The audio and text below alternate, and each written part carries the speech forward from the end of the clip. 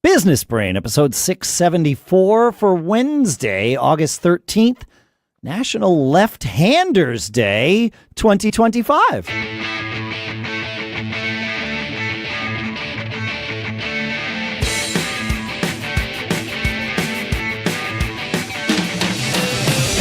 Greetings, folks, and welcome to Business Brain, the show where you send in some ideas, we come up with some ideas, we take those ideas, we crunch them, we dissect them, we use them to tune our business brain so that each and every one of us can keep on leading those charmed lives. Our sponsors for this episode include Eversite.com/BB, where you can go and sign up and get your own in-house web team for just $3.99 a month. And Shopify.com/businessbrain, where you can sign up for your $1 per month trial period and change your business like we have here. We'll talk more about those in a little bit. For now, here in Durham, New Hampshire, right-handed, at least according to the way I was trained, I'm Dave Hamilton. And I'm left-handed, and I'm still here in Northern California. So I got a lot of respect for left-handed people. Yeah, same. Dragging your hand across the thing and the ink and oh my gosh! As a kid, it was ridiculous. You are left-handed, right? I mean, that's what you said, right? Yeah, that's what I thought. I'm left-handed. Yeah. I mean, I throw with my right hand, so I'm not kind of what do they call it? Ambidextrous. Ambidextrous. Yep. Yeah, but left-handed people definitely think different. I have been told by several drum teachers that I should have been left-handed. Oh yeah, like that I might be left-handed, but just kind of follow that's why you said trained in there. Trained to be right-handed. Yeah, I write with my right hand, which, based on what I've seen from left-handed people, I'm thankful for that I learned to write with my right hand. But like chopsticks, I prefer to use with my left hand. Oh, that's interesting. But I really don't know if that's because that I was like born to be dominant on my left side, or I learned that a lot of that because of playing the drums. But I will say that I am left eye dominant. That is 100% true. Because the way you think. Yeah, I think left-handed people think in a unique manner. I don't think it's better or worse or whatever. It's just different. It's different, and I would say that about you. That makes sense. No, a lot of people have said, "Are you sure you're not left-handed?" But to the point where I finally said, "You know what? No, I'm not sure. But here are the things I do with my right hand, and here are the things I can do equally well with both." So, yep. That's cool. Yeah, sure. Hey, had a pretty good milestone this weekend in my mastermind, and I got to thinking about some of the lessons that I've learned. So we hit 1,000 members this weekend. Woohoo! Yeah, wow, that's amazing, man. Yeah, it's cool, man. So it's cool. It's my $5 reseller mastermind where you can come learn to resell stuff. It's cool. If you follow me on X, you've no doubt heard me ad nauseum posting about it. But one of the biggest takeaway that I've learned is I didn't really plan on starting a community or, and somebody told me to call it a mastermind. I'm like, great idea. But what I've realized is that, once again, your customers will tell you the problem they need solved, right? Oh, yeah. Well, I mean, sometimes. Yes, not all the time, because they don't maybe they don't know the problem. Yeah, but Steve Jobs would tell you never listen to your customers, just tell them what they want. See, and he was also right. This is not a binary thing. But well, let me explain it to you. Maybe I'm not explaining it right, but let me tell you how it came about. Is I turned on subscriptions on X. I got a notice, hey, you can do this. I said, great. And the max you could charge was $5. I was like, great, I'll just charge $5. Yeah, and then I had all these people start subscribing, and I didn't really know what to do. And I was like, well, I don't want to post, separate, like secret stuff, just for subscribers. It just wasn't my thing. Yes. Right? Yes. So I said, okay, well, here's what I'll do. I will invite them to a DM group, a direct message group on X. And once a month, I'll do a phone call. I'll do a Zoom or a conference. A mastermind-wide Zoom. Yeah, whatever it is. You could join. You could talk about anything you want. Sure. But I mean, it's inviting, not a Zoom with each individual person, but one Zoom for everybody that's available and wants to join. Got it. Yeah, everybody one time. And that worked pretty good until we had about 100 people in the X DM group, and then it was impossible to manage because there was no historical. If I added a new person, they never saw anything that was put in before.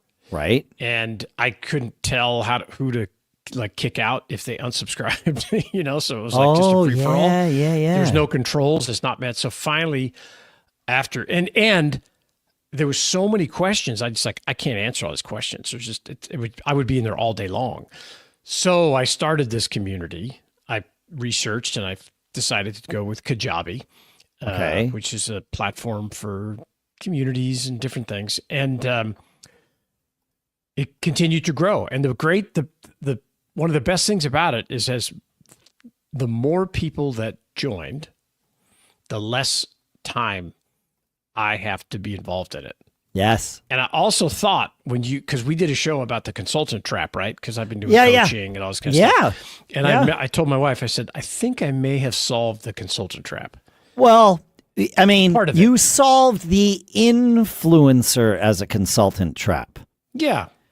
Because if you're just going like, I think about the kind of consulting that I did where I was going around and fixing people's computers or whatever, that like getting a community of them together to solve each other's problems, they're not the ones that are going to solve each other's problems. That's not going to answer that. Yes. Right? But yes, you solved your implementation of that for sure. Yeah. Because I'm able to have a repository for videos, tutorials, all kinds of resources that I put up there for them, share things to, now we got 1,000 people. So when we have almost 1,020 this morning. Nice. So I can just post or do a video and I can contact, all those people at once. The other really good part is those people don't belong to another platform. They're yours. They're mine. Yeah. And as long as I add value, they're mine, right? Because you're leasing your customers. Yes. Right? So as long as I continue to add value, but $5 a month, not very hard to add value. And fair. So, I just thought that was kind of interesting that that's how it evolved. When I explain it, I sound much smarter than I really am because it's like, wow, you did all these things. It wasn't your idea. Planned. It wasn't my idea. Yep. But they kind of pushed me into, based on the requirements to make it useful. That's how it evolved. Yes. Huh. Yeah. No, yeah. I think this is okay. So and this is my misinterpretation of things. Your mastermind, your reseller mastermind is not on X. I know you just explained that. Yeah, it's not on X. I thought it was still somehow related to X. Mm-hmm. Well, let me back up. It is, but yeah. If you subscribe on X, and they handle the payment. Yes. I give you a link to join the mastermind that doesn't cost you any more money. Got it. So that's subscriptions. Okay. So there's like 190 people that subscribe to me on X. Yep. They're in the mastermind too. Okay. And then 710. Sure. Yeah. Go direct through, Kajabi. Yeah. Got it. That makes sense. Okay. Yeah. Maybe that's why I remembered you doing it on X and thought that it just stayed there. I haven't figured out a way to tell them. There's a ton of friction trying to get people off of where they follow you. I wonder why. Yeah. It took me 2 months to get everybody off of X, out of that DM group. Yeah. And over to Kajabi. And the only way I do it, I kept teasing them. Hey, I just posted this resource over here. If you want it, come sign up over here. Yep. I'm hosting this group AMA call. The link is in the new mastermind. Get over here and you can grab it. And I finally got, I'm sure there's some people that never had come over. And I have people who are just like, hey, I'm just subscribing. I don't want anything from you. I like your content, which is cool. Yeah. Me too. Yeah. No, that's a wonderful thing. Yes. Yeah. I love this. That's cool. Congrats. Thanks.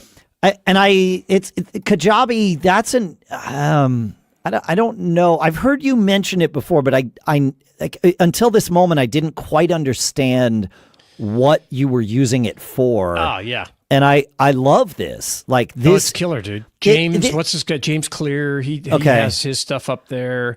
But you could, like, if you wanted to move these people to a different platform, you know who they are.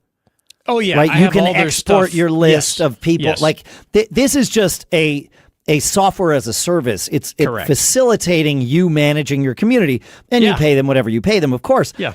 But it basically, they just keep you from having to develop your own thing from scratch. Oh yeah. Yeah. But it is your community. It's not, because like your community on X is really, you are the steward of a sub community that belongs to X. Yes. Correct. And same with a Facebook group or anything like that. Yeah.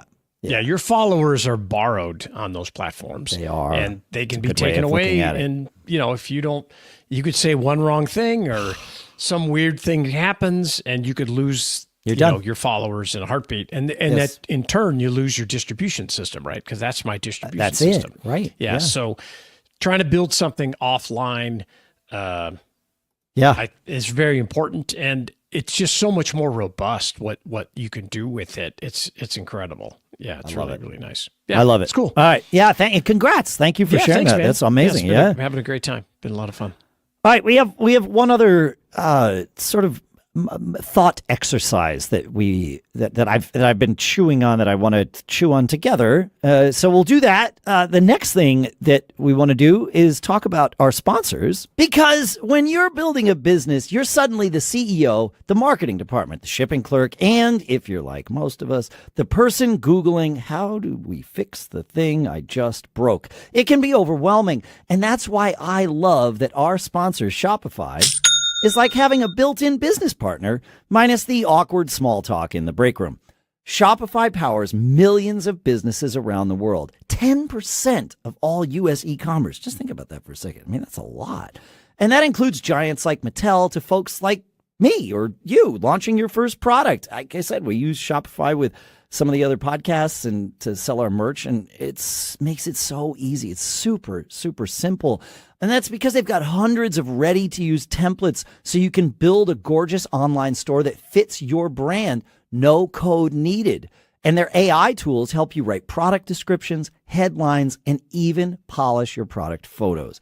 When it's time to get the word out, Shopify's got marketing and email tools that make you feel like you've hired a whole team without needing to buy any extra chairs. Plus, they handle inventory, shipping, returns, and everything in between. Turn your big business idea into ka-ching with Shopify on your side. Sign up for your $1 per month trial and start selling today at shopify.com/businessbrain. Go to shopify.com/businessbrain. Shopify.com/businessbrain. And our thanks to Shopify for sponsoring this episode. And, like we were saying, running a business means you're wearing a lot of hats. CEO, marketer, problem solver. And sometimes when you're out Googling, you're the person Googling, how do I unbreak my website at 2 a.m.? And that's why we're fans here of our sponsor, Eversite.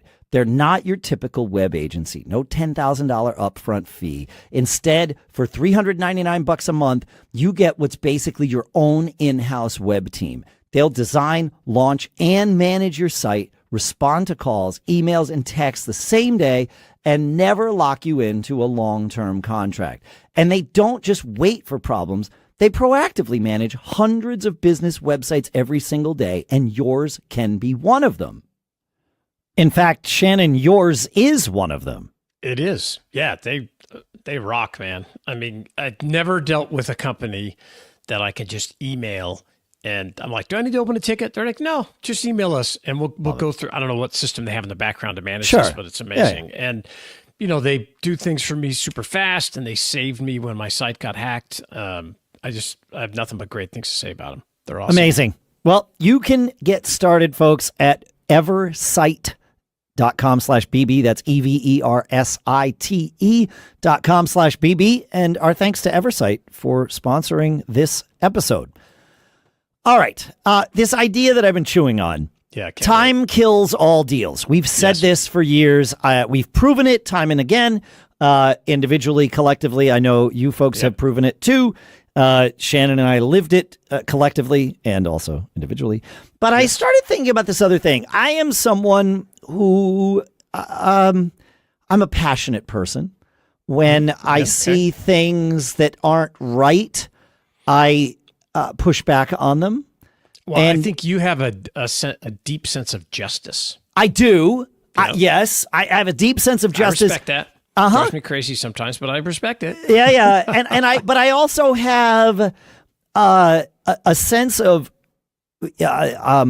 when someone is leading me, if I'm in a scenario like that and they're not leading me the way I would like to be led, okay. It's hard for me to bite my tongue and not share input that may or may not be desired or well received. And so I've been thinking about all of this, and I've come up with another phrase. Perhaps an extension to this phrase. Time kills all deals, but burned bridges kill future deals. Yeah. And that's kind of a way that I help temper myself and think, is this really worth chiming in on this? Is it so important to solve the immediate injustice or leadership faux pas or lack of vision or whatever it is that I'm experiencing? Maybe you don't have to correct them, right? Maybe you just kind of let it flow, let it go. Yeah, right. Let it go. That's hard. It's hard, yeah, for me especially. So, burned bridges kill future deals. Is that?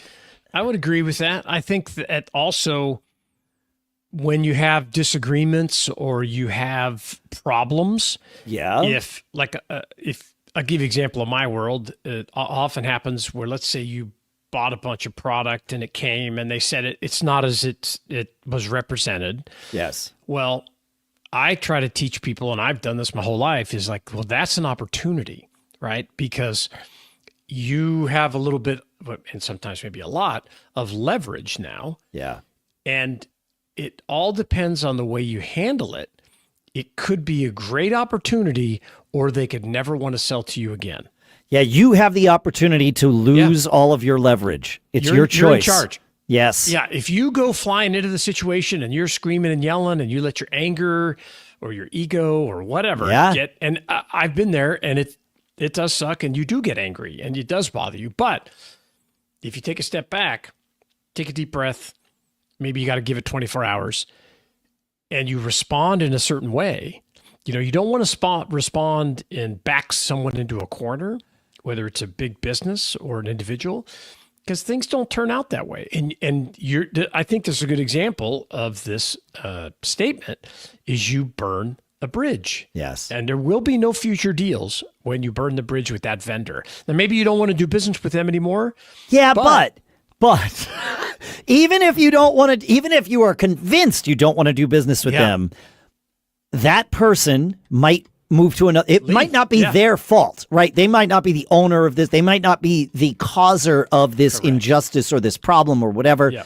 And they might move somewhere else. And even if they are the causer of the injustice, A, people change and evolve, but B, maybe somebody that works for them wants to do something else, moves on and does something else, but they were taught by their boss, don't deal with that guy. That's it. This is a disaster.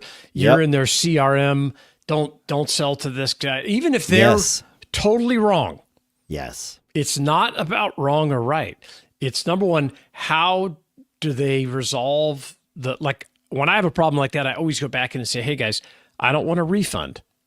I'm trying to diffuse the situation. Yes. All I want is a credit that we can use when we buy more from you. Yeah.